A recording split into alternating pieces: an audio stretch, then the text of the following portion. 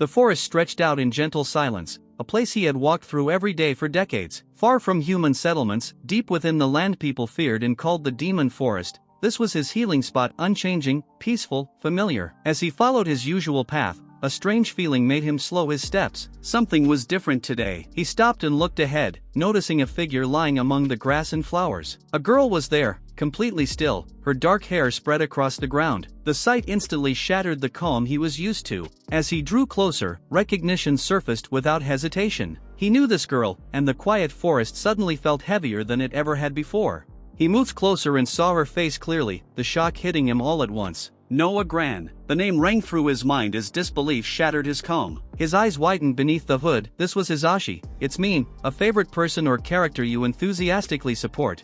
Seeing her lying there, his mind raced in frantic circles. He vaguely remembered an episode where she had gone missing in the demon world before the main story began, and for a moment he tried to convince himself this was just that she would wake up and find her way home on her own. But as he watched her stir weakly among the flowers, doubt crept in. With a quiet sigh, he stepped forward and carefully lifted her into his arms. Leaving her here didn't feel right. He knew himself well enough to admit it. There was no way he could just abandon her, not like this. Carrying her gently, he moved through the quiet forest without hesitation.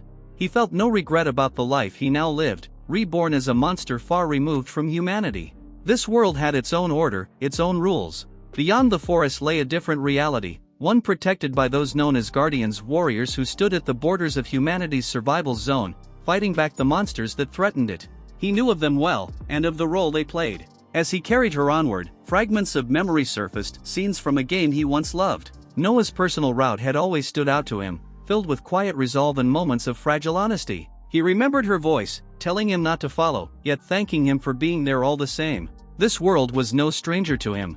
It was the very setting of Utopia of the Fallen, the game he had devoted countless hours to in his past life. Every rule, every danger, every fate felt painfully familiar. Even knowing how this story could end, his resolve didn't waver. If someday his path led to being struck down by the very person he admired most, he decided he would accept it without regret. The memory shifted to an earlier time, far from the forest. In the Northern Territory, at an orphanage in Rarahai town, Noah worked quietly through the night. She followed orders without complaint, finishing the sewage work and accepting another task the moment it was given. Even when told to clean the latrines, she simply nodded and kept going. She endured it all with downcast eyes, clutching her tools as if they were all she had. The caretakers spoke casually about her future, urging her to work harder so she could be adopted sooner, unaware of how tightly she held herself together. Outside the orphanage walls, life moved on as usual, while Noah remained there, small, obedient, and waiting, her resolve barely holding beneath the weight of exhaustion and hope. The memory turned harsh and painful, her body thrown to the ground as punishment.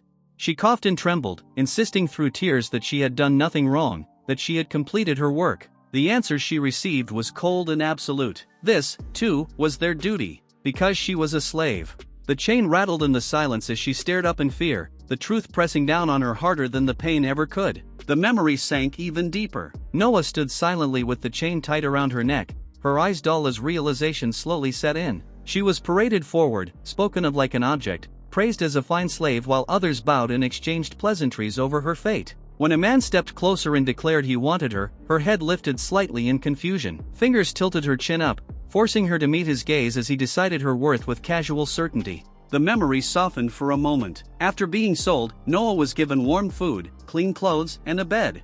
Like a fragile dream she might wake from at any second. To her, this was heaven. This was happiness. That brief kindness became something she clung to with everything she had. So when the pain returned, when she was bound again, arms raised, the whip hanging heavy in the air, she endured it without screaming. She told herself it was fine, that she could bear it. One day, Noah and the other children were led beyond towering walls, past the edge of the residential zone and into a place they didn't recognize. Fear spread among them as they realized they were outside, standing at the boundary of the demon world. Noah's eyes widened as she asked why, desperately searching for her master. Confusion turned to panic when they were told this was an order from their lord, that they were being set free. A noble stepped forward, taking control of the situation. With a steady voice, he silenced the chaos and prepared to explain. From atop the wall, their former master looked down with bored disdain, calling the world dull, and thanking his slaves for their service as if this were a gift. His voice carried easily as he announced his final amusement, a little playtime, just to entertain himself. Noah stood among them, staring ahead as the truth settled in.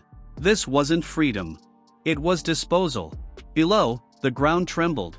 Monsters emerged, snarling and drooling as they closed in on the children. As screams rang out, Noah forced her shaking body to move. She raised her hand on instinct, fear sharpening her focus, and something answered. Light flared, raw and unstable, bursting from her palm and slamming into the creature rushing her. It wasn't clean or controlled, but it was enough to drive it back. Shock rippled through the onlookers above. Magic, something she was never taught, had awakened in desperation. The monsters didn't fall easily, but for the first time, she wasn't helpless. And in that instant, survival stopped being a wish and became a fight. Noah's hands shook as she gathered what little strength she had left, her teeth clenched while rage drowned out the laughter echoing from above. Tears streaked her face, but her eyes stayed sharp. She fought back again and again, magic flaring wildly as she screamed her defiance into the chaos. She wouldn't die like this. Around her, children fell one by one, their cries fading into silence. Watching them collapse, something inside Noah hardened. The grief hurt, but it no longer stopped her. To survive, she forced herself to see it differently. They were burdens. If she hesitated for them, she would die too. With that cruel realization, Noah dragged herself forward, choosing life even as everything precious was stripped away. Surrounded by monsters, Noah collapsed against the base of a tree. One by one, the others were gone. She was the only one left. Even as darkness crept into the edges of her sight, her breath ragged and her vision fading.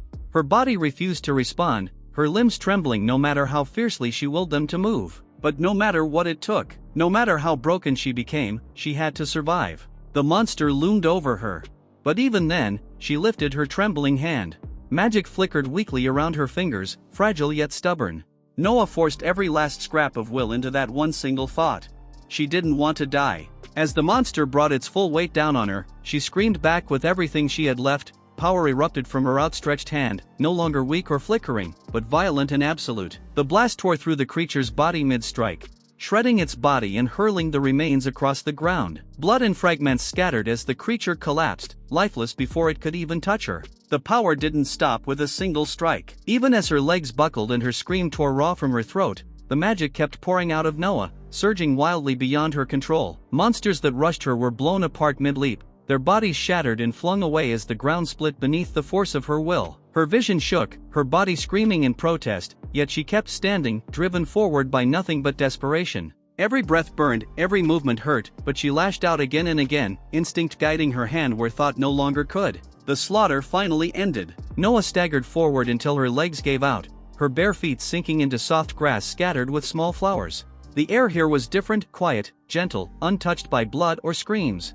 Sunlight filtered down in warm rays, butterflies drifting lazily through the breeze. She lifted her head, dazed, staring at the peaceful landscape before her. It was beautiful, so beautiful it felt unreal. For a fleeting moment, a fragile thought crossed her mind. As her eyes fluttered shut, one last, hollow realization surfaced. There were no monsters here, and she was finally alone. But her strength ran out at last. Her body collapsed heavily into the flowers, the world spinning as exhaustion dragged her down. Maybe this was heaven, a place without monsters, without pain. Noah opened her eyes, as she pushed herself up. Confusion clouded her thoughts. This wasn't the field of flowers, nor the place where she had collapsed. A faint sound reached her ears. A door creaked open. A massive boar-headed monster filled the doorway, its tusks gleaming as it leaned forward in surprise. She turned instinctively and froze. Her breath caught. She swallowed hard and eyes wide. Panic surged through Noah the instant she understood what stood before her. But the monster didn't attack. Instead, it spoke internally, remarking that she was finally awake. Noah froze, trembling, eyes locked on the hooded figure with glowing eyes. Before the monster could even react, the world itself seemed to answer her fear. Wood shrieked as the floorboards ripped free, furniture exploding upward as if seized by an invisible hand. Inside his head, the thought came instantly, yeah, figures this would happen. His thoughts raced, piecing everything together with uneasy certainty. If his memories from his past life were right, then this timing made perfect sense. Noah had awakened her ability. Telekinesis. Everything within her effective range, will bend to her will. Noah's fear fed the power surging out of her, and the room became a battlefield of flying debris.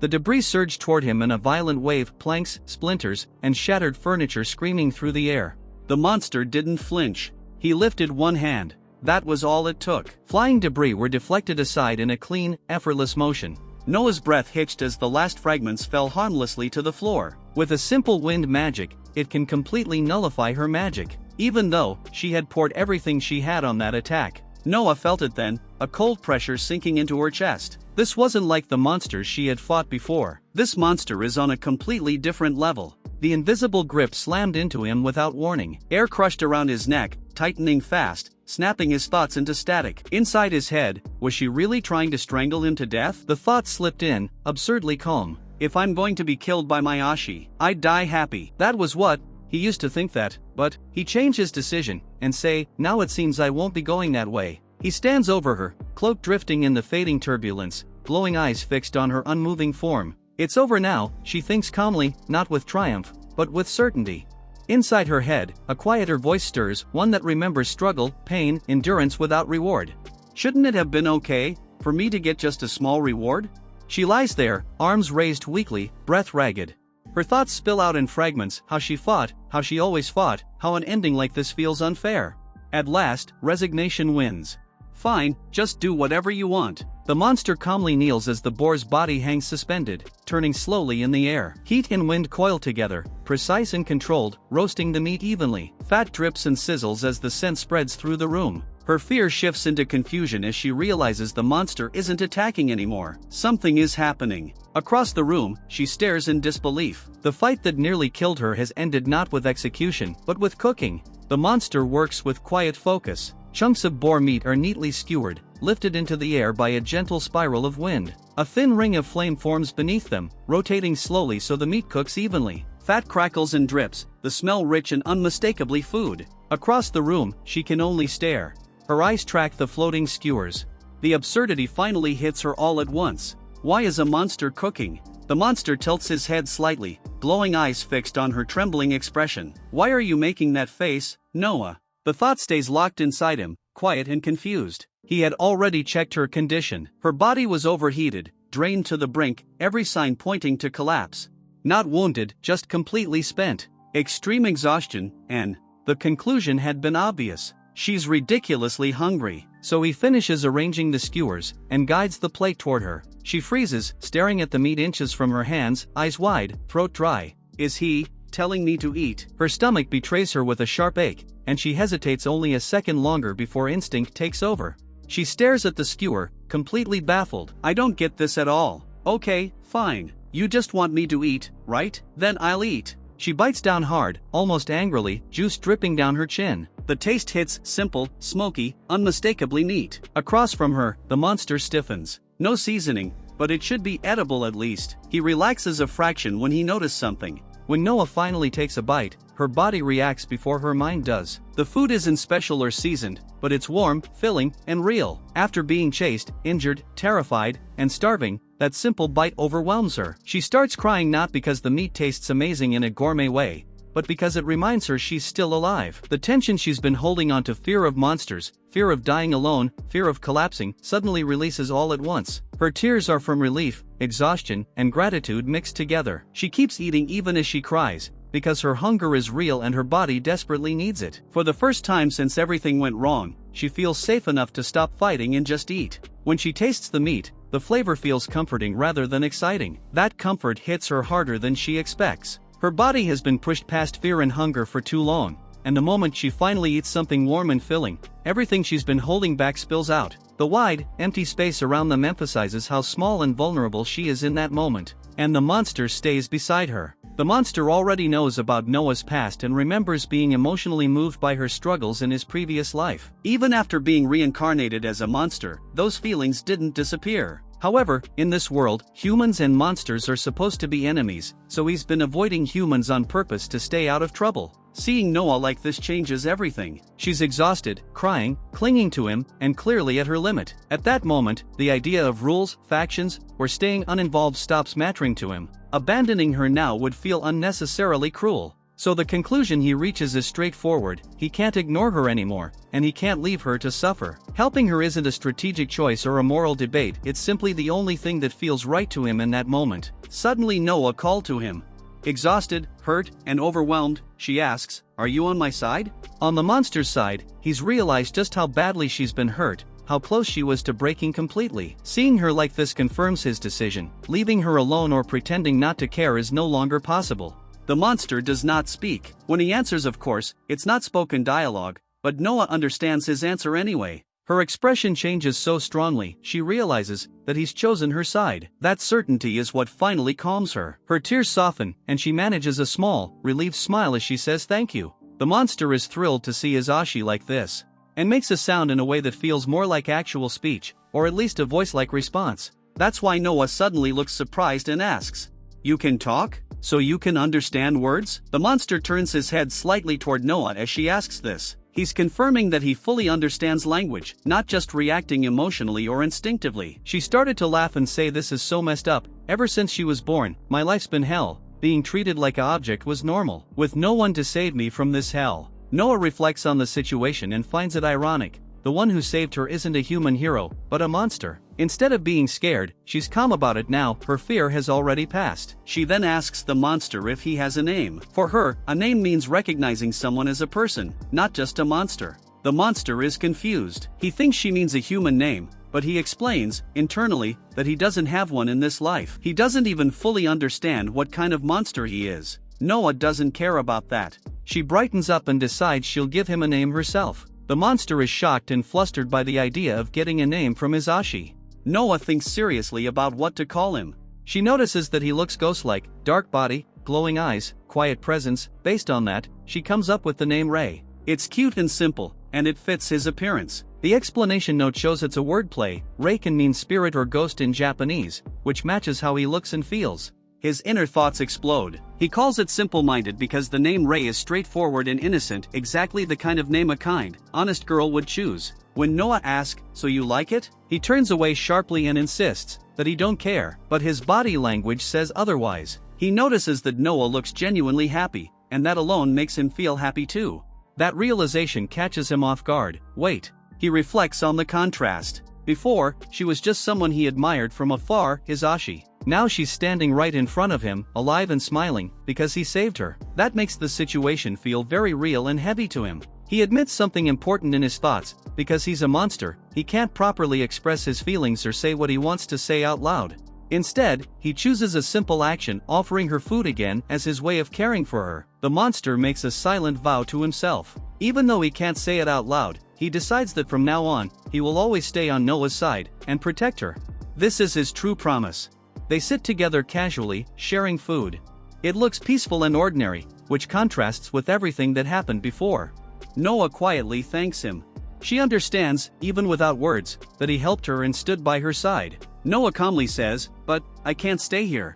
Even though she's smiling gently and holding the skewer, her expression is serious. Rei is clearly caught off guard. He wasn't prepared for the idea that she would leave so soon, especially after everything that just happened. Noah says she's thinking of going back. She apologizes to Rei and admits that she wouldn't be able to survive in the demon world. Even though she doesn't remember any happy memories from her old world, but for some reason she feel like she have to go back. Noah steps away from the bed and says, "So, this is goodbye." She's calm, not dramatic. Her body language shows hesitation, but her decision is already made. Rei's face shows he's silently processing it. Noah stands at the door and admits it's hard for her to leave, but she's still going, and thanks Rei for the food and everything he done for her. Noah looks back one last time and softly says bye-bye. She's smiling, but her eyes are wet. She's resolved, yet sad. Rei stays behind, watching her go, clearly shaken but accepting her choice. Noah runs away from the cabin. Rei thinks to himself that she's serious, and decides he won't stop her if that's what she truly wants. Then a monster suddenly bursts out from the forest, lunging toward Noah. The attacking monster is blasted away mid-air. Rei moves faster than thought, grabbing Noah and pulling her out of danger. Noah cries out his name, shocked and confused. She thought he had accepted letting her go. But Rei answers clearly, not with words spoken aloud, but with action. He refuses to let her face this world alone. Noah asks if Rei is really coming with her. Rei answers simply and honestly, of course, he won't abandon her. He doesn't insist on controlling her path. Instead, he asks to stay by her side as her bodyguard, someone who protects rather than commands. Noah accepts. She smiles warmly and clutches his cloak. It shows trust and relief. She's no longer alone. They walk forward together, hand in hand. Noah thanks him sincerely, not just for the protection, but for choosing to stay. Noah casually brings up the earlier fight. She points out that the attack Rei used to save her didn't look like magic. She sounds curious, not afraid. Rei reacts internally, realizing she noticed more than he expected. Noah explains why she's asking. When she tried to escape before, she used magic, but it was completely useless against monsters. She knows magic alone can't kill them instantly, which makes Rei's one-shot attack stand out. Then she asks directly if Rei is an ability user, someone who uses special powers rather than magic, and says she wanted to see it, if it's okay. Suddenly Rei notices her wound, and steadily approach it to look. Noah starts to notice changes in her body. Her injuries are fading, and the pain is easing. Rei is thinking internally. He's checking her stamina and mental state and deciding to add a regeneration effect. Meanwhile, she realizes her wounds are healing on their own. She reacts in surprise, jumping up and exclaiming that she didn't expect Rei to have a recovery ability. Rei calmly confirms she's right. Noah then comments on the irony. She assumed he was a destructive type, but instead he has healing powers. Rei acknowledges the contrast. His scary appearance doesn't match what he can do. Rei explains internally that after living for decades as a monster, he experimented with many things out of boredom, and as a result, he learned how to use many kinds of healing. Noah smiles and points out the irony even more clearly, a monster whose power is to heal. Rei doesn't fully get what she means, but he notices she looks happy, and that alone makes it fine to him. To use an ability, a person must draw on holy energy inside their body. But, holy energy is a monster's weakness. Because of that, monsters normally can't use it at all. That's why, in this world, only ability users, humans, are supposed to be able to kill monsters. Then comes the twist. Rei explains that even though he's a monster, he somehow possesses holy energy anyway. That's why his attacks worked and why he can heal, something that shouldn't be possible. Noah explained the situation to him. She says, these are the fortress walls of Urag, where humans now live. And she used to live inside them. Rei explained, after monsters invaded, humanity was forced to retreat and survive behind those walls, and reflects that this place used to be part of the northern territory where people lived before it was abandoned. Noah tells Rei that from here on, border guardians protect the area, so she thinks she'll be safe going alone. She starts to suggest that Rei should turn back, worried about him crossing into human guardians guarding the borders. An attacker strikes from behind. A sword is driven straight into Rei's body, catching him completely off guard. And Noah's expression snaps into shock. The attack is fast and precise, clearly meant to kill him. Rei weakly reacts, realizing how bad the injury is. In his thoughts he calmly accepts it, saying, I guess this is the end for me, while Noah looks horrified and helpless. Rei snaps back from the brink of death. Even though he was just stabbed, he angrily rejects the idea of dying, thinking, like hell it would end like that. His tone shifts from resignation to fury. He confronts the attacker. Who the hell are you? The attacker reveals himself by moving in. He's a human. Rei notes that he expected humans to come after him eventually, but the timing is earlier than he planned for. Rei immediately understands the situation and calmly concludes that this kind of ambush is exactly what a border guardian would do. The human swordsman realizes something is wrong. Rei's magic core is healing instead of breaking. Rei calmly explains the rule of the world. Monsters normally die when their magic core is hit with holy energy. That's the standard way humans kill monsters. Rei points out that this is usually true, implying he's an exception. Rei prepares to move, thinking about making the attack, but the swordsman lunges in to finish Rei off. Noah rushes forward and physically blocks the swordsman, shouting for him to stop. She puts herself between the blade and the monster without thinking. Noah yells that the monster saved her life and begs the swordsman not to attack him. Noah turns toward the human, hands raised and use her ability. The swordsman stares in shock, thinking, an ability user. Shards of holy energy float in the air between her and the swordsman, holding him back. The swordsman recognizes her and says she's the one from yesterday. Noah realizes he's referring to the earlier incident where she escaped and caused trouble near the border. She connects the dots internally. He lowers his aggression slightly, and looks relieved and says he's glad Noah is safe. Noah notices his strange reaction and wonders why he's acting this way. The swordsman apologizes and admits that the situation back then was beyond what he can handle alone, and asks them to meet the division head. The swordsman then introduces himself properly. He apologizes for his earlier aggression and says his name is Wolstale. He explains that he's a rookie border guardian, newly assigned to the southern border this year. He then reassures Noah that he is glad to know she's alive, and that the division head would feel the same. They're heading inside the city walls, toward the guardians' living quarters. The young border guardian realizes the monster is coming with them and points it out. After what he just witnessed, he decides he can't leave the monster behind. Then he suddenly runs ahead, saying can't be helped then, and grabs a cloak and turns back toward the monster, clearly intending to hide him so he can be brought inside without causing trouble. Will has hidden the monster inside a large cloak, with his face barely peeking out. He then says they have no choice but to hide him, since guardians are ability users and would immediately recognize a monster otherwise. Meanwhile, Rai asks internally, how do I look right now? He suggests they get moving, meaning they'll proceed toward the city while keeping the monster concealed. She then introduces herself properly as Noah Gran. Will then start to explain, as you know that, all guardians are ability users. They arrive inside the city, and Will reminds them to stay quiet so the monster won't be discovered and eliminated. The buildings inside are large and imposing, showing the importance of this area. Noah, with the ray still hidden under the cloak, is nervous and amazed by the place's size. Will goes to meet the division head, calling out his name and approaching the doors confidently. He then opens the doors and says he's coming in, while someone inside tells him to wait for his reply at least. Division head comments that there's no point knocking if someone is just going to barge in anyway. Will immediately apologizes politely for his behavior and formally introduces Noah. Showing respect and nervousness, Noah steps forward awkwardly and introduces herself, clearly tense and unsure how to act in front of someone so important. The division head realizes that Noah is actually alive, which genuinely surprises and relieves him. He then apologizes, saying that the tragedy happened because the Guardians couldn't stop the feudal lord's atrocities. This shows guilt and responsibility on behalf of the system. Noah responds calmly, saying he doesn't need to apologize, and makes it clear that the blame lies with those who committed the crimes, not with him or the Guardians. The division head responds seriously, saying he understands, but still wants her to accept his apology properly. Noah tells him that, if that's how he feels, she'll accept his apology. Will then comments that the division head overthinks things, lightening the mood. The division head relaxes and smiles. Ray thinks it's a peaceful atmosphere and he's glad Noah is safe. Will bluntly tells that worrying over everything will wreck his mental health. Ray revealed that, even though Will looks calm now, back then he was deeply relieved from the bottom of his heart when he learned Noah is alive. Then the topic changes, and they talk about Noah's huge sack. Will asks Noah, if you please. Then Ray slips out of the sack and floats freely in the air, shouting I'm free. Will then explains that this situation was beyond what he could handle alone. Division head is surprised, and admits he didn't expect it to actually be a monster, especially a species he's never seen before.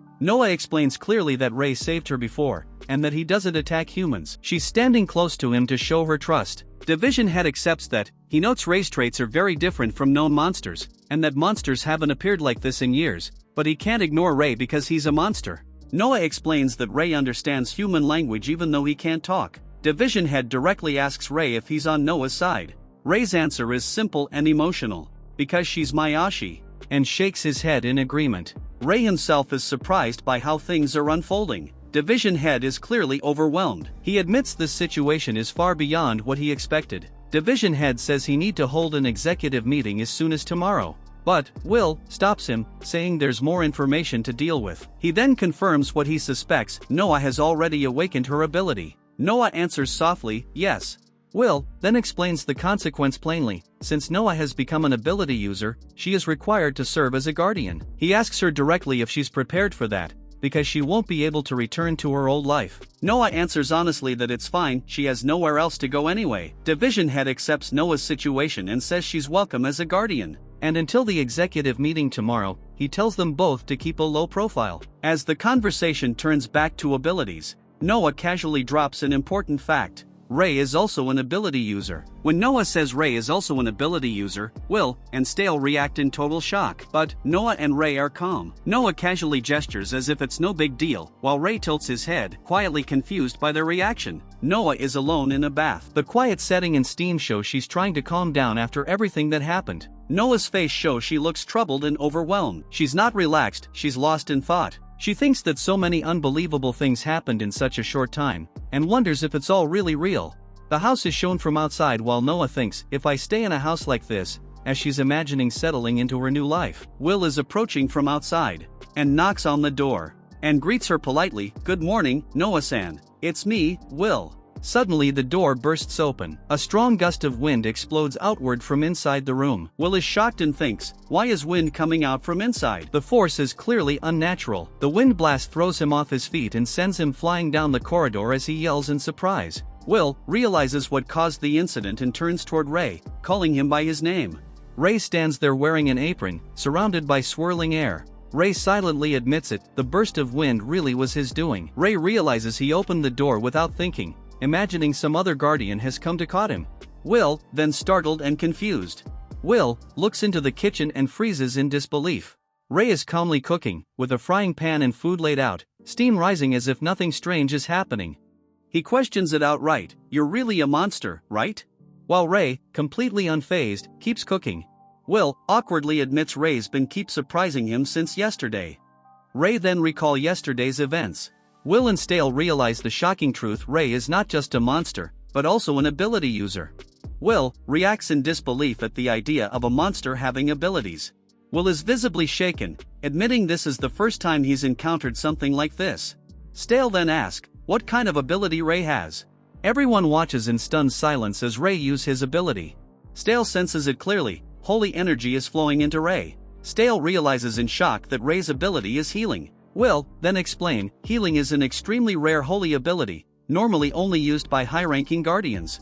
Stale mentally breaks down, yelling that a monster should not have any ability, much less healing. Ray thinking of past, saying it's very funny. Will then casually asks where Noah is. Suddenly both of them notice something. Morning light fills the room. Noah notices Will is there and greets him, while Ray squints at the brightness. Will awkwardly hands Noah some extra supplies, saying they're just additional necessities. Noah asks if there's anything else she needs to do. She explains that she's already been given daily necessities, food, clothes, and even a house to stay. Noah smiles softly and sincerely thanks him for everything. Will downplays everything. He says it's nothing special, he's just doing his duty under orders. He then tells Noah he'll come back later after sunrise because there's a meeting with higher-ups. Noah reflects quietly. She thought surviving would only return her to being powerless, but instead she was met with kindness. She realizes the leader wasn't cruel and even gave her a place to return to. Ray gently pats Noah's head. He then emphasizes that this kindness wasn't given to her, it's something she earned by surviving and enduring. Ray gently encourages her,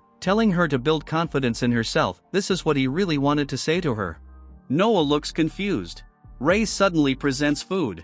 Noah is shocked and asks if Ray made it for her. Ray casually says it's nothing special, downplaying his effort. Noah wonders why Ray is so good at cooking even though Ray is a monster. Ray thinks, I don't know why. Noah tastes the food. She's surprised, it's warm, comforting, and clearly made with care.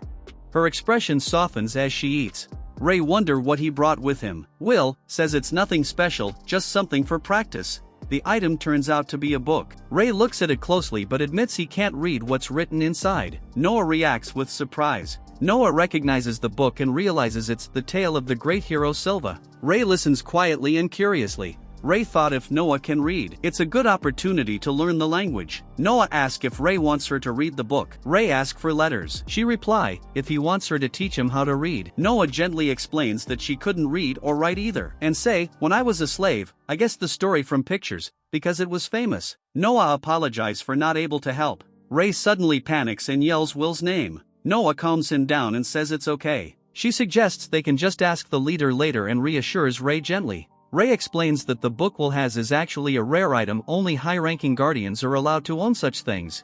In exchange for those privileges, guardians are forced to risk their lives fighting monsters near Makai. Will then tells Noah it's time to go and reassures her not to worry. Ray explains that the system is unfair, here only young men and women are chosen to be guardians. Noah asks what the higher-ups are like. Will answers calmly that they're reasonable people, trying to ease her anxiety. They arrive at the door. Will asks if Noah is ready. She hesitates for a moment, then quietly answers yes, showing her nervousness before stepping into what comes next. The scene opens in a formal meeting room. Several high-ranking guardians are already seated around a large table, creating a tense, authoritative atmosphere. Stale steps forward confidently and greets them, saying he's been waiting. One woman looks irritated and confused, asking to liberate. What does this really mean? The other woman reacts with a teasing smile, clearly amused by what she's hearing. One guardian responds firmly that it's not something important. His serious expression shuts down further discussion. Another listens calmly and agrees, showing acceptance without making a big issue.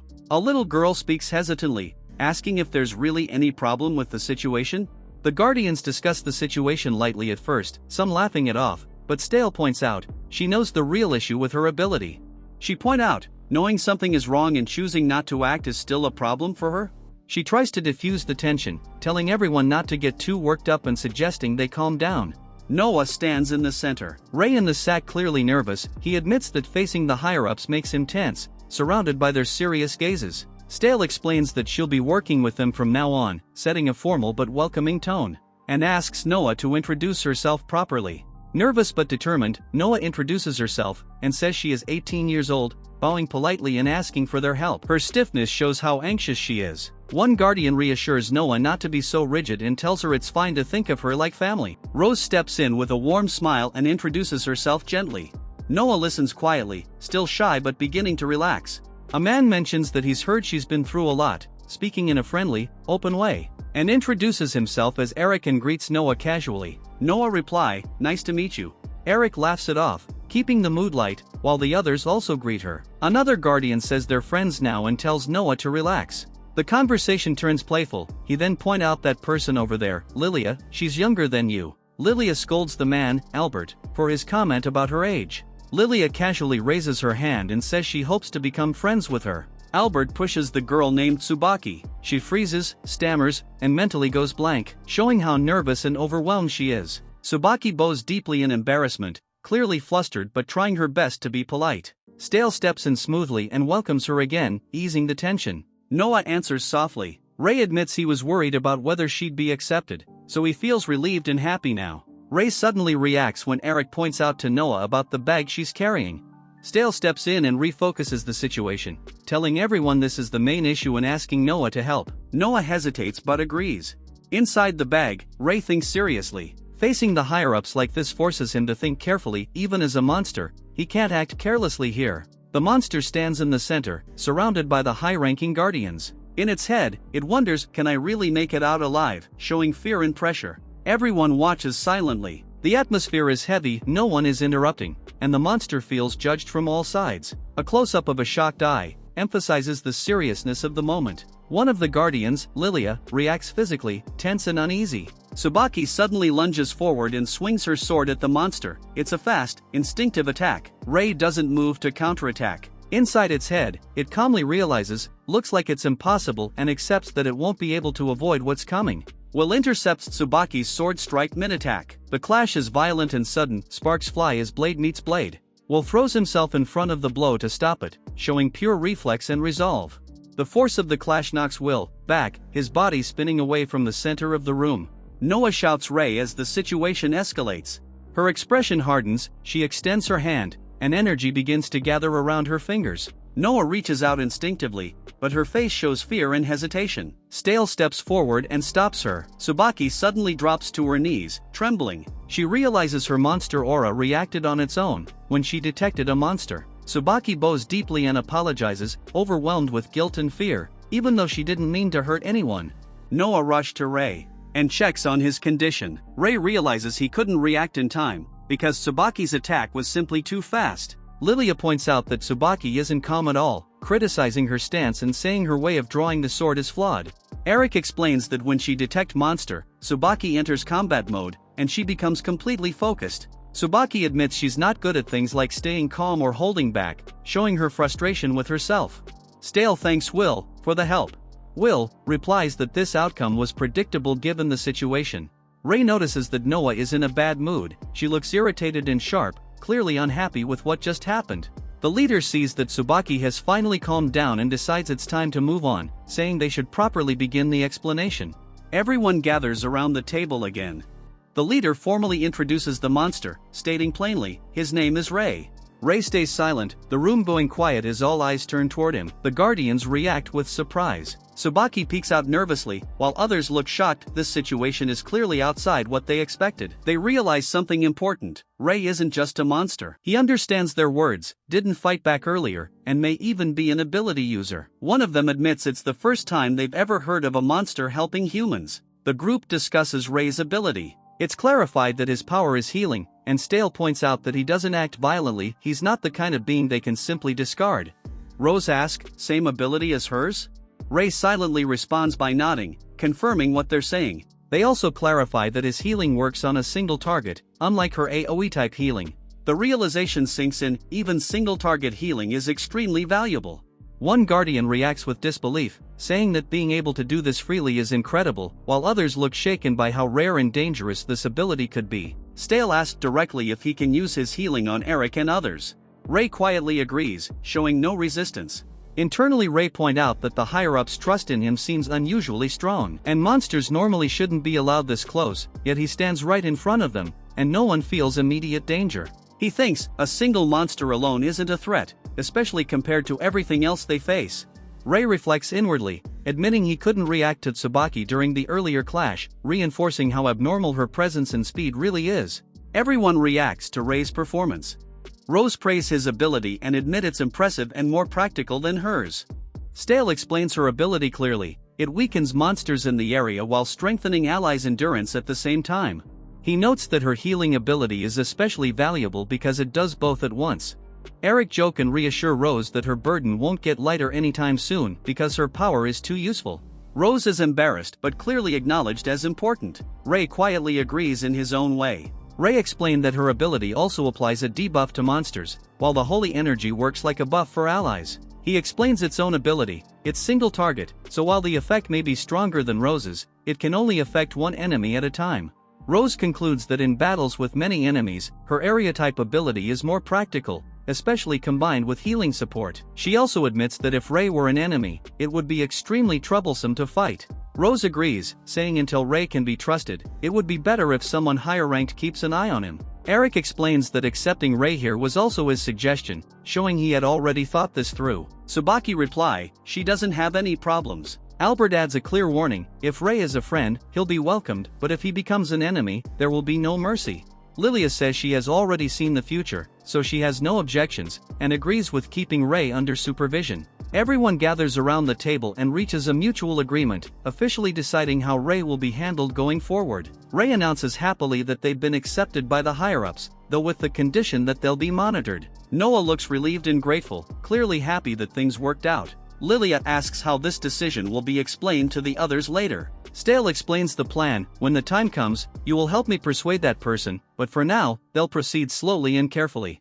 Lilia says that if Rei is safe, has been proven. Lilia praises him, saying he did a great job, and Will thanks her politely. The group talks about how impressive Will's performance was. Taking Tsubaki's attack head-on isn't something a beginner can do. Will admits he is surprised that he pulled it off. The others start to leave together, chatting casually, while Noah remains focused on speaking privately with Stale. Noah quietly asks Stale if they can talk for a moment, looking a bit serious. Noah snaps back, saying she didn't expect him to put Rei in danger like that, and asks why he didn't warn us about this situation. Stale calmly says it was something she should have expected and apologizes for not explaining it beforehand. Noah looks shaken and hesitant. Rei reassures her internally that this is normal for them to react like that, but she's clearly upset and conflicted. The mood shifts to something mundane. Noah asks if the supplies Will brought were ordered by Stale, and he casually confirms it. Noah shows a book and says she can't read it, asking him to explain what it is. Rei suddenly reacts loudly internally, saying that giving that book to Noah to make a mistake on Noah, I will never forgive you. Stale looks confused and admits he doesn't really know about that book. Stale then notices Will. Stale realizes something and smirks, saying he understands now. Rei notices Stale smiling, and asks what's with his smile. I'll brush you too. Stale explains that the book is probably a gift from Will, since Will always looks out for Noah. She tilts her head, repeating Will's name, still trying to process it. Rei then bluntly says the gift itself has no real value for Noah, but the intention behind it is good, making it clear the issue isn't malice, just thoughtlessness. Rei loudly say, young man, I forgive you. Will looks confused, not understanding what Rei is doing. Stale tells her not to worry too much about it. Noah says she doesn't have a problem with Will. Then Noah proposes a compromise. Later, Stale will read the book for Noah and Rei together. That way, everyone's even and there's no misunderstanding. Stale agrees, saying alright, showing he accepts Noah's condition. Noah smiles, clearly happy and relieved. The mood softens, and the conflict ends peacefully. Rei excitedly declares he wants to learn letters. Outside the building, Noah introduces herself. A girl cheerfully introduces herself as Julia. After he returned, the Guardian came to watch Rei. Rei is hiding upstairs with Lilia, who is watching over him. Rei admits he can't relax at all, showing his tension and caution despite everything seeming calm on the surface. Rei thinks it turned out to be crowded on the first floor. Lilia explains that before Noah arrived, they were only guarding the southern area with 47 people. Lilia smiles and says that because of this, new members are very valuable and should be properly welcomed. Right after saying that, Lilia suddenly turns aggressive toward Rei, snapping at it, and say you are different. She adds quietly that, maybe just for now, hinting that things could change later. A loud, energetic man bursts in dramatically, pointing and shouting that this is the place and announcing that the person he heard about is their new friend. Noah and the others are caught off guard, staring in confusion and surprise at the sudden entrance. Lilia immediately reacts with annoyance, realizing that a troublesome person has arrived. The loud man rushes in, excitedly calling out Noah's name. He introduces himself as Ruah and immediately asks Noah for her name, acting overly familiar and energetic. Ruah suddenly leans in aggressively and asks how strong Noah is, his expression intense and confrontational. Ray is completely confused, tilting its head with question marks, while Lilia reacts nervously, sensing trouble. Lilia angrily scolds Ruah for barging into someone else's house without permission and for being rude. Ruah laughs it off, saying it's no big deal and that he's fine with being blamed. Ruah suddenly shifts focus, saying there's something more important. He notices Noah is there and gets excited again, ignoring Lilia's anger. Ruah demands to know Noah's power. Noah, confused, asks what he means by power. Ruah insists it's strength, nothing more and nothing less, setting up his obsession with measuring how strong she really is. Noah looks uneasy and hesitant, clearly uncomfortable with the question about her strength. Noah explains that when she talks about strength, she doesn't mean raw power. She says she's not especially strong in that sense. Ruah reacts with surprise, wondering if there's a real difference in what they mean by power. Ruah accepts her answer but still insists. Since he can't judge her strength just by words, he says he wants to measure her power directly, setting up a confrontation. Ruah suddenly lunges forward, excited and aggressive, shouting at Noah to fight him. Noah looks shocked and confused by his intensity. Noah is left staring, clearly unsettled and unsure what to do next. Meanwhile, Ray upstairs, wondering what is happening down there. Ruah gets even louder and impatient, demanding to know Noah's power. Lilia steps in front of Noah, scolding Ruah and telling him to ask Stale properly if he wants to fight. The situation is forcefully shut down. Ruah gets slammed onto the table and told to stop. Julia drags Noah away to calm things down, apologizing to her, while Lilia grumbles that she's busy and you will come back later. Ruah is shown being overly aggressive and loud, with others commenting that he always acts like this with newcomers. It's implied Will used to be a victim of this behavior too. Noah wonders if she can refuse, but the others suggest there's no harm in trying. Another girl asks what Noah plans to do, and whether she wants to fight. Lilia explains this is actually a good chance to measure Noah's strength as a guardian. Lilia admits she's just annoyed by how things escalated, then told Noah to quietly think it over and accept it, saying trying this might be a good idea. Noah asks them to wait and heads upstairs, telling them to give her a moment. Ruah eagerly agrees to fight and gets fired up. Ruah takes that as her getting ready and excitedly says he'll wait at the training area, then runs off. Lilia tells him to let Noah finish speaking first, showing Noah is still uneasy about the situation. After he leaves, Noah sighs and asks Ray if he have listened to the conversation. Noah asks Ray what he thinks of this situation. Ray explains that when dealing with people like Ruah, it's sometimes better to go along with their requests for now. Ray then thinks of her future. Ray tells Noah that she also needs to understand how strong she actually is, not just rely on others. Noah holds the armor Ray has given and asks if that means Ray agrees with her fighting. Ray added that Noah should gain real combat experience so she can judge danger properly herself. Noah finally agrees to try. She smiles with resolve, saying she'll give it a shot since she's already a guardian. Lilia tells Ray to take care of the house, meaning he can't watch. Noah says she'll go ahead first. Ray watches her leave, a bit surprised and quiet, as Noah heads out toward the training area. Ray complains that he really wanted to see Noah fight. The scene shifts to a wide view of the training grounds where people are gathering, while word spreads that Noah and Ruah are about to battle. Ruah excitedly announces that Noah has arrived and says he's been waiting for her. Noah appears calm but slightly tense as she steps forward. Someone asks if Noah is ready. She looks nervous and hesitant, clearly feeling the pressure of the situation. Lilia encourages Noah to just do her best and use all her strength. Ruah confidently tells her to go all out against him. After a brief pause, Noah quietly agrees. Noah looks nervous while Ruah loudly reassures everyone that this is just training and that he'll hold back. Lilia steps in and explains the rules clearly. The fight continues until one side gives up, or she says stop. Noah quietly agrees, still tense, while Ruah answers enthusiastically and confidently, clearly excited to start the match. Lilia shouting for them to begin. The fight starts. Ruah rushes straight at Noah at high speed. Ruah leaps high into the air, closing the distance in a single jump. Noah raises her arms defensively, shocked, realizing how insanely high Ruah's jump and speed are. Ruah then ready to throws a powerful punch aimed directly at Noah. He suddenly stops mid-air, with Noah's ability. Ruah notices he's floating, and concludes that this must be Noah's ability. Suddenly Noah noticed something. He broke free from her control and charges again with full force, clearly unharmed and more aggressive. He comment, she is still weak, and wants Noah to show more of her power. Noah activates her magic, calling out earth magic and aiming it downward at Ruah while he's attacking. The ground turns into mud beneath Ruah, his charge is forcefully dragged down and smashed into the softened earth. And using her telekinesis he pulls his legs upward, trapping him. Ruah twists his body and slams himself into the ground, using brute force to break free from the mud trapping him. Noah backs away slightly, reacting with strain and caution as Ruah regains full control and prepares to continue attacking. Ruah stands up from the mud, shaking it off. He praises Noah's fighting style and calls it interesting. He's grinning wildly, clearly enjoying the fight and getting excited. Noah clenches her fist and thinks to herself, even with magic, she still can't bring Ruah down. She realizes he is neutralizing her telekinesis with raw physical power again and again. The two face each other at a distance. Noah hesitates, wondering if there's really no other way to deal with him. Stale calmly analyzes the situation, noting that telekinesis is dangerous especially in city area places full of objects. Julia then point out, the training ground is almost empty. Stale wonder what she is going to do. She decides she has to try something, even if it's uncertain. As she gathers power on her hands, Noah spreads her hands and uses telekinesis to lift and scatter small rocks around the field. Ruah immediately charges straight at her without slowing down. The people watching realize she's controlling gravel. They note that while the stones aren't huge, there are a lot of them. Noah's focuses, she thinks to herself that she has to create an opening somehow, no matter how. Ruah keeps rushing forward, calmly analyzing the situation.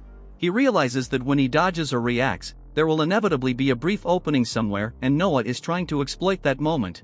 Noah directs the flying gravel straight at Ruah. He blocks with his arms, taking repeated hits head-on instead of dodging. Noah looks shocked, not expecting him to endure the attack like that. The onlookers react in disbelief. They realize Ruah is relying purely on physical strength and toughness, not technique or defense. Ruah keeps pushing forward through the pain, clearly hurt but unfazed. He taunts Noah, implying that pain won't stop him and that this kind of attack won't be enough. Eric comments that they personally wouldn't take that approach, but admits that with Ruah's ability, it actually fits him. Ruah activates body enhancement, powering up his body. He confidently says, this won't take long. Noah looks strained and acknowledges it, his power really is strong, but she notes it's still crude and straightforward. Ruah openly explains his ability. It directly boosts his physical strength. He's laughing, completely sure of himself. Ruah smirks and taunts her, saying his power is simple, durable, and perfectly suited to overwhelm her. Noah admits he's right about his ability. Noah keeps dodging Ruah non-stop. The onlookers are shocked she's still holding out instead of surrendering.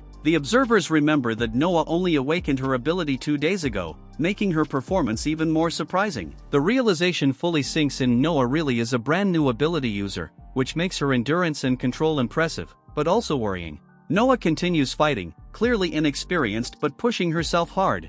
They call her a strong rookie. The observers notice Noah is clearly exhausted and suggest stopping the fight, but they decide to trust Lilia's judgment as the supervisor. The fight continues. Noah struggles to keep her balance while Ruah presses forward aggressively. Noah is sent flying back by the blow, showing that her fatigue has finally created an opening Ruah could exploit. Ruah finally thought he will lands a clean hit, shouting gotcha. Ruah charges in again with a heavy attack, confident he's cornered Noah.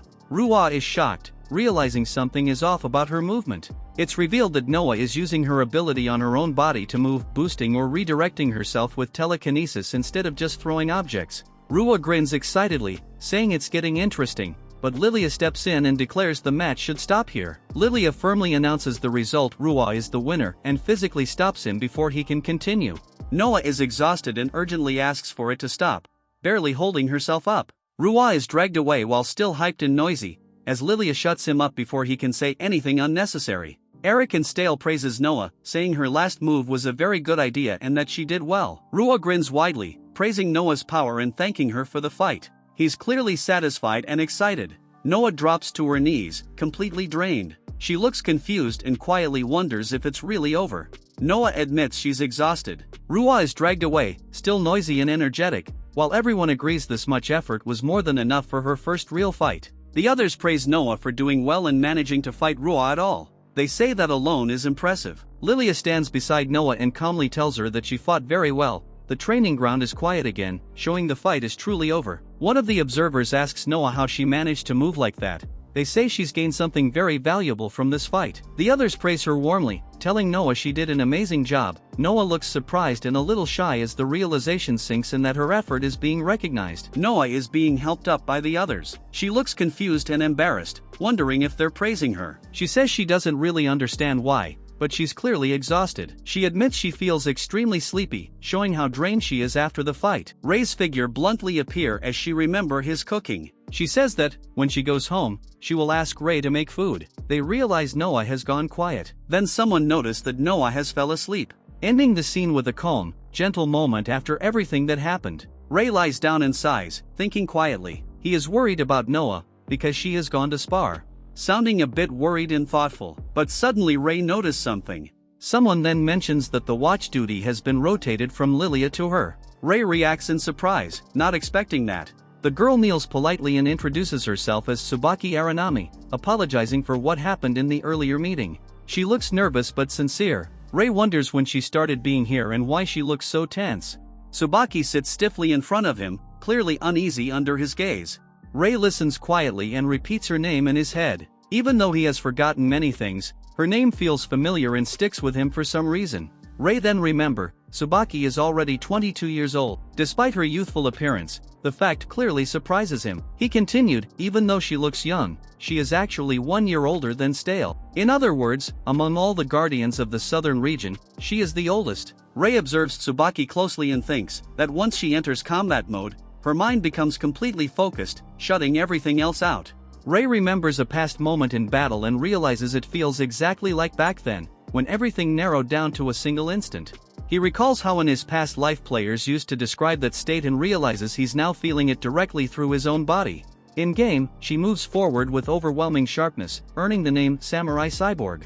Meanwhile, Tsubaki hesitates and softly calls out to Ray. She suddenly asks Ray if he is good at magic, which catches him off guard. Tsubaki then shyly admits she's not good at magic, and asks if Ray could teach her magic. Ray thinks internally, against monsters, chasing in close-range fighting suits are better than using magic. He also wonders how would he even teach magic to her. Tsubaki then shyly says, if you use magic directly, that is enough for me. Tsubaki activates her ability. Magical patterns appear, and she says she can see things using her ability, showing she's analyzing something beyond normal sight. Ray reacts and realizes what's happening. This is Tsubaki's ability at work. Tsubaki activates her ability, Heavenly Eye. Magic circles spread around the room as the ability turns on. The ability lets her see in all directions, 360 degrees, like multiple surveillance cameras watching from different angles at once. Ray realizes that this ability isn't just wide-ranging, but also highly detailed and specialized for perception.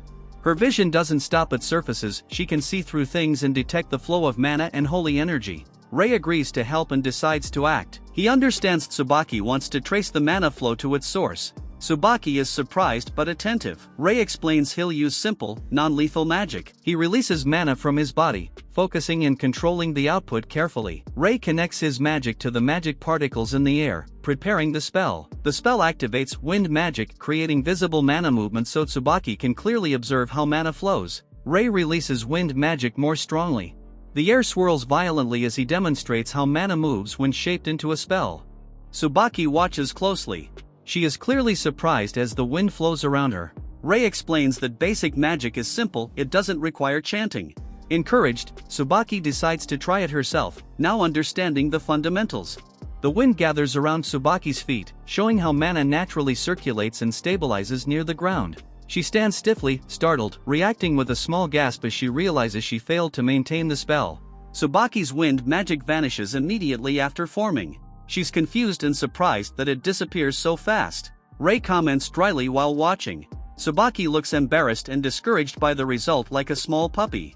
She again regains focus and decides to try again, concentrating harder and adjusting how she connects her mana. She releases the magic once more, but Ray observes that the connection still isn't stable, noting that the mana flow isn't working properly yet.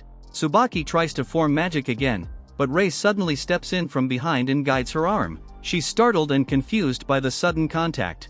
Tsubaki panics and blurts out that this isn't what she meant. She's flustered by how close Ray is and reacts loudly. Ray calmly explains he's just trying to help and points out the specific part where the mana should be connected. Tsubaki focuses on what he's showing her. As she concentrates, her eyes light up. She finally sees the connection clearly with her ability and realizes how the mana should link. Close-up of her hand, the mana stabilizes instead of dispersing, showing she's finally controlling the flow correctly. Rei tells Tsubaki to focus on the sensation. He suddenly realizes something and confidently says she's got this. Wind begins to swirl smoothly around her body. She's surprised but excited as the spell holds its shape this time. Tsubaki is overjoyed, realizing she succeeded. The wind spell keeps spinning strongly. Rei praises Tsubaki, saying her intuition is excellent and the result is basically perfect. Rei thinks, after studying magic for so long, it feels great to finally help someone and feel satisfied. She suddenly turns pale and asks how to stop the spell, clearly panicking as the wind continues to spiral out of control.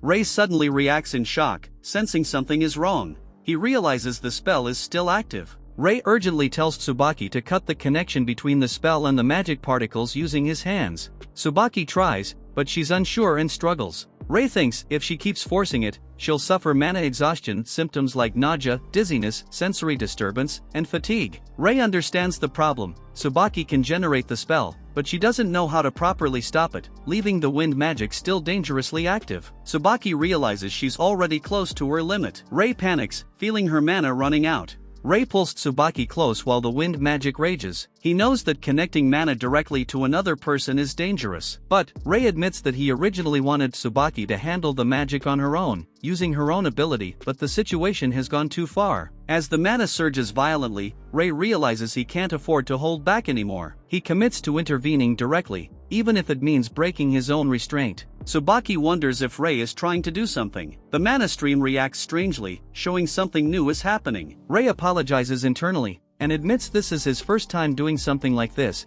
asking Tsubaki to endure it for a moment while he tries. Rei confirms partial success. At least now the situation is under control, even if it's not fully resolved yet. The mana flow suddenly stabilizes and changes shape. Rei realizes it's working and reacts with relief. Rei grabs Tsubaki and pulls her away as the unstable mana finally fades and disperses in the air. They land safely. Rei relaxes and says it worked, while Tsubaki catches her breath and thanks him, clearly shaken. He checks her and confirms there's no backlash or rejection reaction. Suddenly someone announced their return. Lilia peeks over the railing, surprised, with Noah behind her, sensing something unusual has happened. Lilia comes down and asks what they're doing. Tsubaki explains she's learning magic from Rei, while Rei calmly greets Lilia. Lilia reacts strongly to the word magic, getting suspicious and a bit upset. Tsubaki looks flustered, while Rei internally notes that this situation might be more complicated than it seems. Rei welcomes Noah back as she flops onto the bed dramatically. Noah is lying on the bed, exhausted and hungry, asking Rei for some food. Rei looks at Lilia, wondering if it's fine to go downstairs to make food now. Lilia relaxes and says there's no one else around. Rei thanks Lilia for being so perceptive. Noah suddenly lunges at Rei and clings to him, yelling his name. Noah desperately hugs Rei and demands food right now. Rei looks confused but resigned, wondering why she's acting like a spoiled child. Rei calmly tells her to wait a moment and promises to cook as fast as possible. Lilia watches from the side while Rei starts preparing food. Rei finishes cooking and sets a simple meal on the table: bread with filling, sliced eggs, and soup neatly prepared. Lilia looks at the food with interest and asks if she can eat too, saying it looks delicious. Rei simply shakes his head in agreement. Tsubaki praises Rei, and Lilia is surprised that he can cook so well. While Rei brings Noah her plate and tells her that the food is ready. Noah reacts as she eats, first surprised, then exhales tiredly, and finally chews happily. She's clearly starving, and eating with relief. Rei watches Noah closely and comments that she looks really exhausted, noticing how drained she is even while eating. Noah keeps chewing slowly, looking worn out. Rei explains that after fighting that strange, over-energetic muscle brain guy, Noah ended up like this, completely spent from the battle. Noah eats the sandwich and smiles softly. She says it's tasty and thanks Rei, clearly comforted and satisfied. Rei quietly praises her for being a good kid.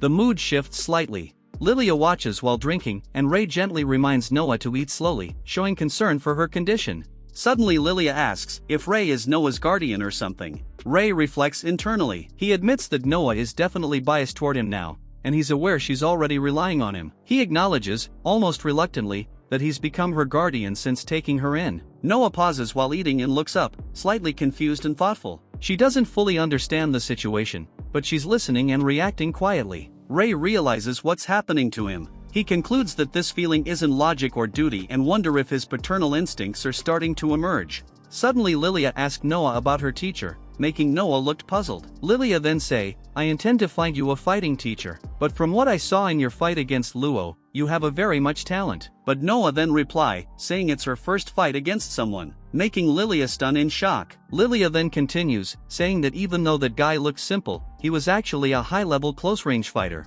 Since Noah could react to that, it proves her potential, and that's exactly why she needs proper training from a teacher. Meanwhile, Rei thinks internally, saying he wants to see Noah fight too. Noah then suddenly asks who will become her teacher, making Lilia and Tsubaki looking at her seriously.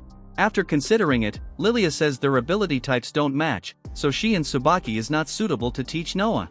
Curious, Noah asks about their abilities. Lilia then starts with explaining Tsubaki's ability, Heavenly Eye. She can see everything clearly with no blind spots. Rei admits it's a very powerful perception skill, while Tsubaki tells Lilia to don't explain like that. Meanwhile Noah admits, she doesn't fully understand what it means. Lilia then explains simply, if Tsubaki uses her ability properly, she can easily predict and counter attacks against someone like that meathead.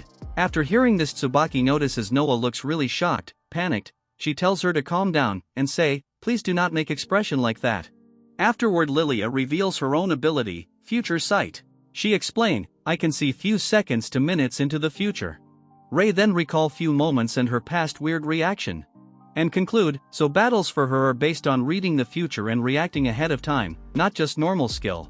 Noah then calmly responds that, so it turns out, it's not because Lilia-san is impatient or anything, she is acting like that because of her ability. Upon hearing it, Lilia gets embarrassed and snaps, telling her not to talk about that. It's about the fight. Noah then realizes something important. Both Tsubaki and Lilia have vision-type abilities. Meanwhile, Rei watches her quietly as she thinks.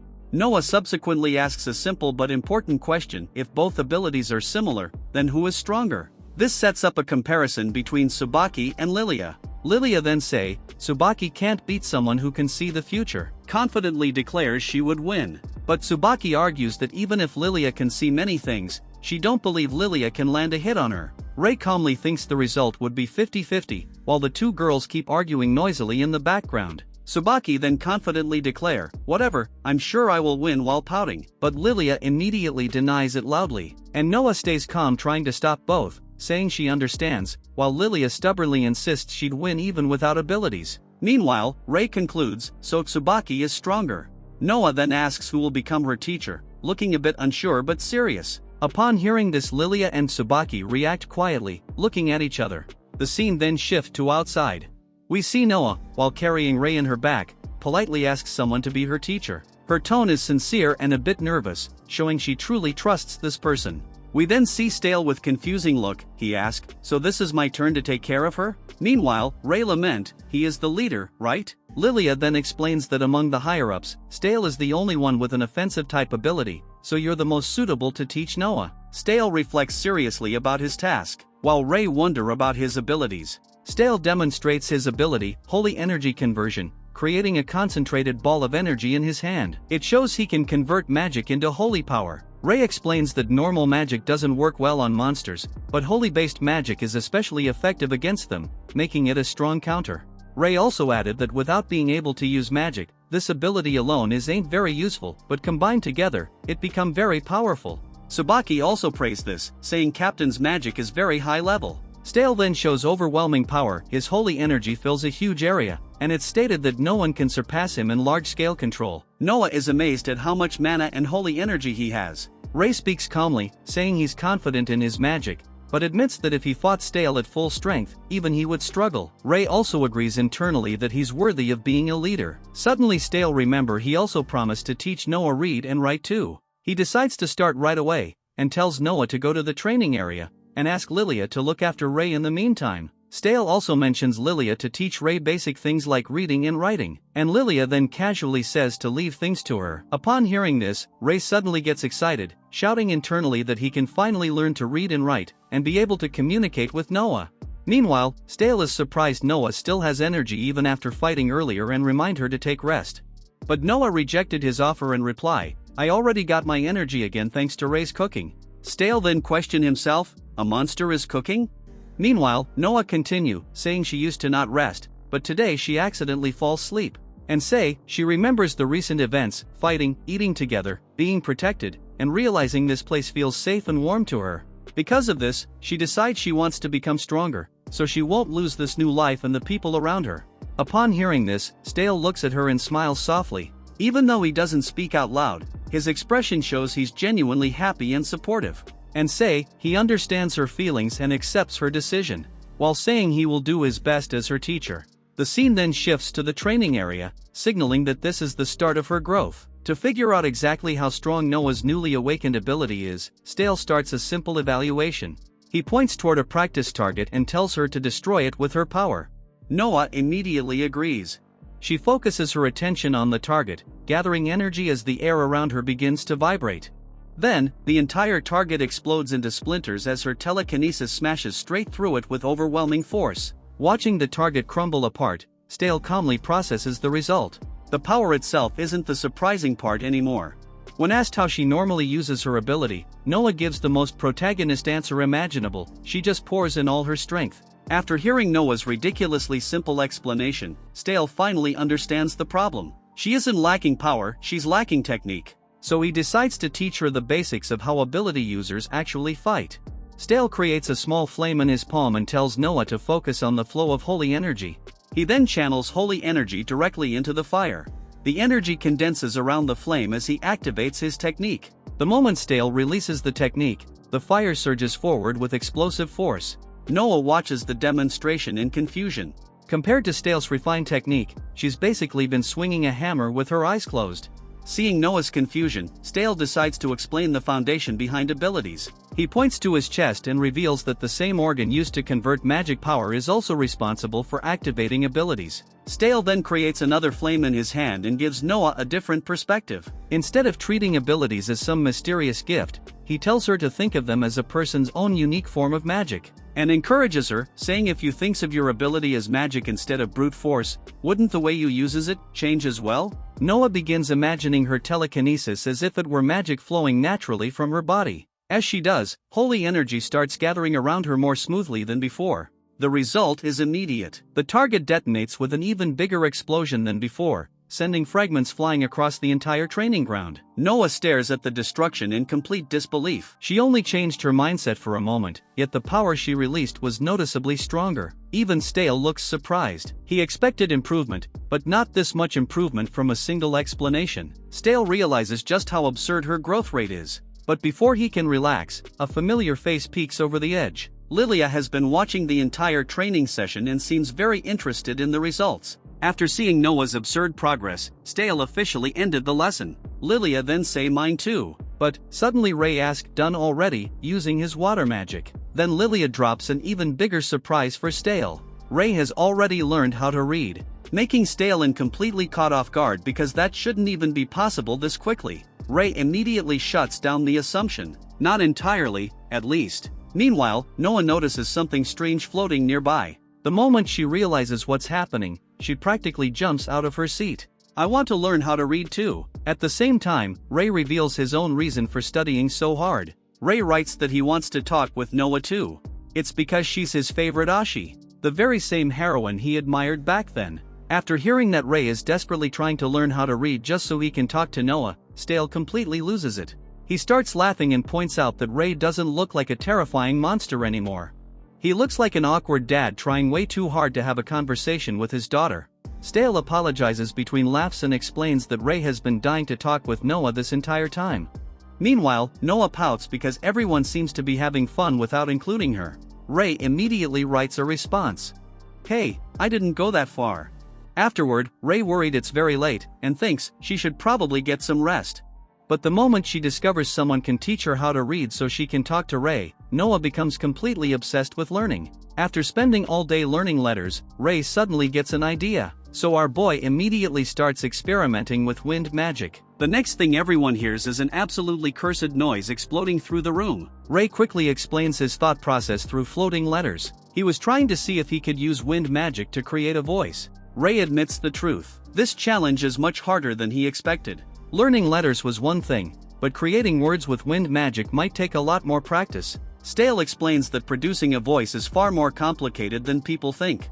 Creating sound alone requires delicate control, and actual speech is on a completely different level. Noah tilts her head curiously to the sound. When she heard Ray is trying to speak using magic, Noah's eyes immediately light up. The moment she hears Ray might eventually learn how to speak, she gets more excited than he does. And say, that means you'll be able to talk someday, right? You got this. Remembering, this is the same Noah he spent countless hours rooting for, back then when she was just a character in a game. Getting praised by her directly is basically emotional overload. Then, he sincerely responds internally, I'll do my best. Stale decides they've done enough for one day and suggests wrapping things up. Just when Noah is having the time of her life learning, Lilia suddenly freezes and notices something. Her expression immediately turns serious as she quietly points at Ray and gives a simple warning, Ray, hide. A knock echoes through the room. A voice calls from the other side of the door, it's Mitra. Stale calmly answers the door while Ray dives for cover beneath a nearby desk. The door opens, and in walks Mitra.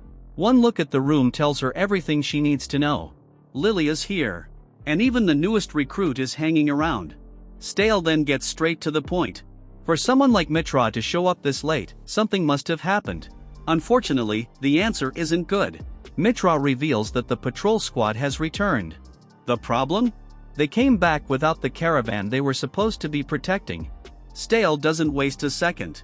He immediately gets up and prepares to leave, entrusting Noah to Lilia while he handles the situation personally. Once Stale leaves, Ray immediately pops back out of hiding. He'd been listening the entire time and instantly wants to know what a patrol squad even is. She explains that the patrol squad is an organization of ability users responsible for protecting the roads connecting Einar's cities. Noah listens carefully while Ray processes the information. If a patrol squad was escorting a caravan, then normally they should be more than capable of handling any ordinary danger on the road. That's exactly what worries Lilia. If the patrol squad returned without the caravan they were assigned to protect, then something went seriously wrong. Stale immediately questions the report. This isn't the kind of information you casually throw around. The patrol members don't hesitate. The answer is absolute. It's been confirmed. Grandal has been devastated. Entire sections of the territory lie in ruins. Buildings are reduced to rubble, fires rage across the landscape, and signs of destruction stretch as far as the eye can see. Stale struggles to process what he's hearing. An entire Imperial March territory ruled by one of the Empire's noble houses has been devastated by a monster raid. The Empire's border territories aren't weak. They're packed with soldiers, defenses, and powerful ability users specifically designed to stop disasters like this. Which is exactly why the report sounds impossible. If even a place like Grandal fell, then whatever attacked it wasn't an ordinary monster force. Then the discussion becomes even more alarming. They then brings up two names that nobody wants to hear at the same time, Parade and In's Beauty. For those unfamiliar, these aren't random monsters. They're catastrophic level threats, names associated with disasters powerful enough to leave entire regions in ruins. Then the devastation suddenly makes a lot more sense. Even one of them would be a nightmare. Both at once? That's the kind of scenario that breaks armies. After hearing about Grandal's destruction and the possibility of multiple disaster-class threats appearing at once, Lilia can't hide her disbelief. But Stale's response is grim. As ridiculous as it sounds, the report is real. Noah immediately asks the obvious question, what's actually going on? Seeing Noah and Ray completely lost, Stale decides it's time to explain exactly what they're dealing with. He starts with the first threat, parades. A parade occurs when an intelligent monster, known as a unique specimen, takes command of other monsters and organizes them into a coordinated attack against humanity. Noah immediately connects the dots and looks toward Ray. An intelligent monster leading other monsters? In other words, a monster like Ray. Stale quickly clears up Noah's misunderstanding. A parade isn't the worst-case scenario. As dangerous as intelligent monsters are, they're still manageable. According to him, most unique monsters are only about as intelligent as monkeys. Dangerous? Sure, but not world-ending. The real nightmare lies elsewhere. There are two far greater threats humanity fears. The first is a group known as the Jesters. Unlike monsters acting on instinct, the Jesters are fully intelligent.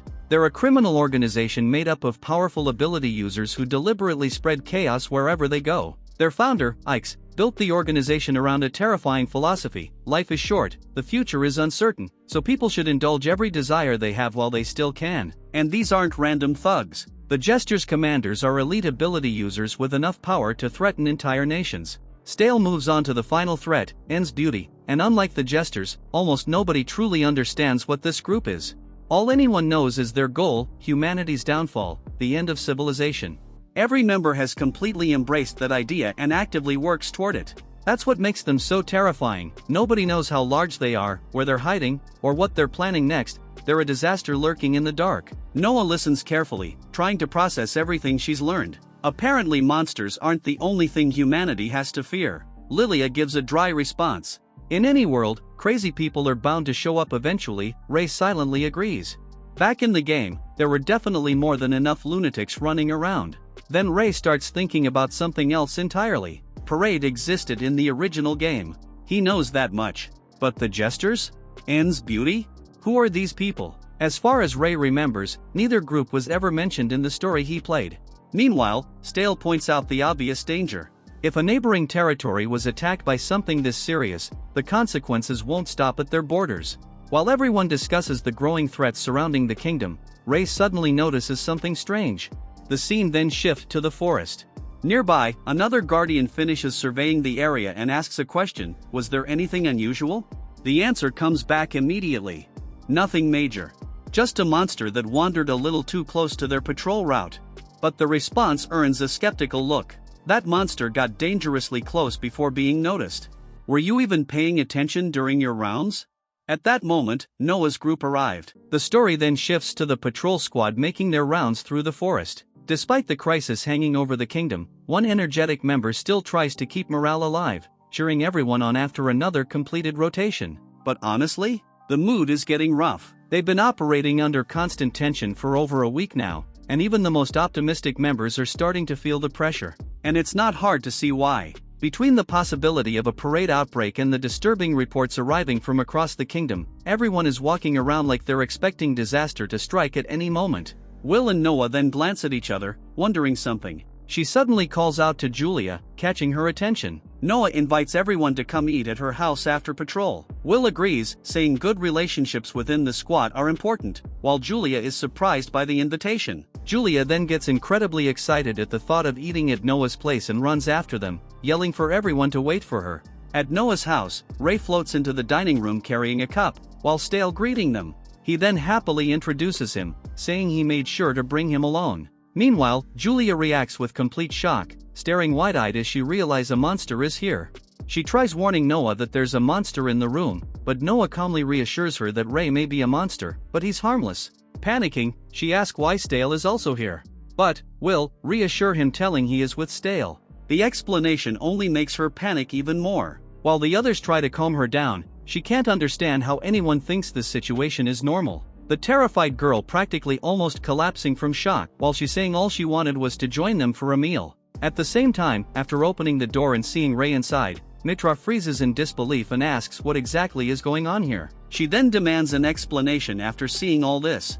Afterward, Lilia casually says that Eric was brought along, while Eric arbitrarily invites Mitra inside knowing the truth himself. Mitra then lets out a horrified scream while others scramble to calm her down. Ray realizes Stale didn't tell Mitra, so he asks. But he innocently comments that some things are easier to understand when seen in person. The newcomers gathers around the table and stares at him intensely. Ray notices the uncomfortable atmosphere, so wanting to ease the tension, Ray decides to introduce himself. He uses water magic to write glowing letters in the air, shocking them in the process. So Ray politely introduces himself to everyone. Julia is shocked when she realizes the message is actually being written by the monster himself. While Noah read the message, "Nice to meet you, I am Ray. I'm not a bad monster." Noah enthusiastically reads Ray's written introduction out loud for everyone. Ray seems surprised by Noah's sudden reading. The atmosphere becomes awkward as everyone introduces themselves. Julia nervously gives her name, while Mitra remains cautious and reserved while giving her name. Meanwhile, Lilith tells Noah that she's already gotten good enough at reading written words, but Noah modestly responds that he simply did his best to learn. After the introductions, Noah explains to the group how he first met Ray and how the monster ended up staying with him. As the story is told, Julia gradually relaxes and even starts thinking Ray doesn't seem so dangerous after all. Stale conclude after the explaining that Ray is special compared to ordinary monsters and deserves to be treated differently, while Mitra remains skeptical and unconvinced. Mitra acknowledges that Ray is unique, but she argues that bringing a monster into human society is still dangerous in current situation. She worries about what would happen if Ray suddenly turned against them and caused panic. He simply replies, that's exactly why we're telling you about him in advance. Stale reveals that she has an ability called mind interference. If Rei ever becomes a threat, he says she can use it to control him like a puppet and stop him from causing harm. And if things come to this, and Rei ever became hostile, they should deal with him the same way they would any other monster. So he hopes it never comes to that. Rei quietly thinks Stale is a pretty scary person. From Rei's perspective, Stale somehow able to reassure his allies while also subtly threatening him at the same time. Rei concludes that Stale is a nasty guy while saying it using his water magic. Stale also points out that they also have Lilia, whose ability involves seeing the future. Because of that, they're not completely acting blindly. Mitra admits that Stale's explanation hasn't fully convinced her, and she still isn't comfortable with the idea of keeping a monster around. Stale changes the topic and asks if everyone has heard the patrol squad's report about the recent incidents. He explains that the situation is becoming increasingly dangerous, and nobody knows when a major battle could break out. Because of that, Stale argues that Rei's strength may become extremely important. If a crisis really is coming, having a powerful ally like Rei could make a huge difference. Stale continues defending Rei, explaining that Rei isn't just a monster, he's also an extremely valuable support-type ability user who can help heal and recover others. Mitra looks shocked, while Julia spits out her drink because of this shocking news. Julia yells that Stale should have said that first, while others also realizes Stale has probably been enjoying this. He apologizes and admits he originally wanted to reveal everything more gradually, but circumstances forced him to explain sooner than planned. Mitra then cuts him off, saying she hates unnecessary trouble and complications. Even though she's still skeptical, Mitra acknowledges that Stale is acting with everyone's best interests in mind, as he usually does. However, she warns him to make sure Rei doesn't create more problems in the future. Mitra finally says she approves of Rei, and Julia quickly agrees as well. Internally, Rei is extremely happy and starts thinking, this guy is truly reliable. But Stale suddenly changes the subject and says he has an important request for Will's team. Will immediately responds and is ready to hear the assignment. He gives them their next mission, investigate the demon realm. Stale also says that Rei will be accompanying the squad on this mission. While Rei was busy cooking food, he suddenly hears his name and reacts. Rei starts imagining himself as a proper adventurer and wonders if this is finally the beginning of his new life. His eyes practically light up. He's incredibly excited and realizes this might be his very first official job. Will asks when the mission starts, and Stale casually answers that they're leaving tomorrow. Completely thrilled, Rei immediately starts thinking that he'll finally get to go somewhere together with Noah. Noah smiles warmly and tells Rei they'll do their best together, while he enthusiastically accepts the assignment like a professional, declaring that the request to investigate the demon realm has been received. The group is now outside the Ulag ramparts, a border defense area. Julia explains that the kingdom's normal defense perimeter only extends this far. As they look beyond the protected zone, she points out that they're approaching the edge of the area normally secured by the military. Julia suggests that since Rei is traveling with them, they can safely investigate much deeper into dangerous territory than usual. Will mentions a rumor that monsters almost never attack places where Rei-san is present. Noah simply agrees with their assessment. She backs it up by saying that when she traveled with Rei before, she was never attacked by monsters even once. While traveling, Julia and Noah get distracted talking about whether Rei's monster repelling effect is actually real. Will quickly tells them to focus on the mission instead of getting sidetracked. Julia summarizes their objective. They're investigating whether the recent monster parade was caused by a powerful intelligent monster known as a unique specimen. Will confirms that's correct and reminds everyone to conduct the investigation as discreetly as possible. As they advance, they realize the terrain ahead is wide open with very few places to hide. They spot a pack of monsters in the distance and conclude that, without cover, those monsters will probably notice them sooner or later. Noah announces that it's finally Rei's turn. Rei gets fired up, thinking this is his very first real job. As the group moves farther beyond the kingdom's defense perimeter, Julia wonders whether Rei's monster repelling effect is actually gonna work. Suddenly they notice monsters are leaving. Noah then asks if there's a unique specimen in this pack here, but Julia denied it, saying it won't be so easy. But, suddenly Julia paused. Julia then asks Noah whether she has ever actually seen a unique specimen before. Noah admits that she hasn't. Julia then asks Will the same question. Will simply apologizes and says he hasn't encountered one either.